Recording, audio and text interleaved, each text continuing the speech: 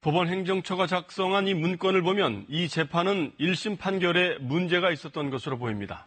법원 행정처는 이를 알면서도 상고법원 설치 문제 때문에 제대로 된 조치를 취하지 않았다는 의혹이 일고 있습니다. 이어서 이지윤 기자입니다.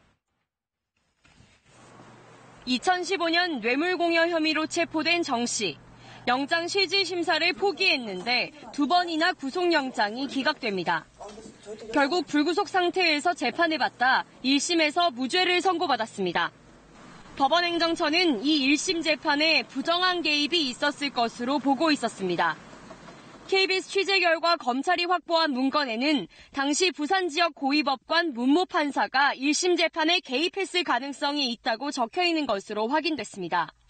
그러면서 최소한 항소심이라도 제대로 된 재판이라는 걸 보여줘야 한다고 강조한 것으로 전해졌습니다. 문 전 판사는 앞서 정 씨가 처음 체포되기 전날 함께 룸살롱에 있었습니다. 정 씨에게 수십 차례 골프 접대를 받았다는 의혹도 제기됐습니다. 검찰은 정 씨에 대한 수사 과정에서 문 전 판사의 비위 사실을 확인하고 법원 행정처에 통보했지만 행정처는 구두 경고만 했습니다. 법원 행정처는 이후 1심 재판에도 문 전 판사가 개입했을 가능성이 있다는 문건을 만들고서도 아무 조치를 취하지 않았습니다. 항소심 재판에 개입해 재판 일정과 결론을 바꾸려 하면서도 문 전 판사는 끝까지 보호한 겁니다. 문 전 판사와 피고인 정 씨는 현기환 당시 청와대 정무수석과 막역한 사이로 알려졌습니다.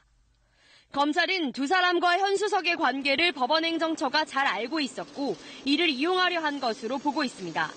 상고법원을 위해 청와대와 연결고리를 만들려 했다는 겁니다.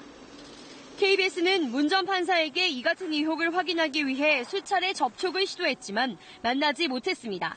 KBS 뉴스 이지윤입니다.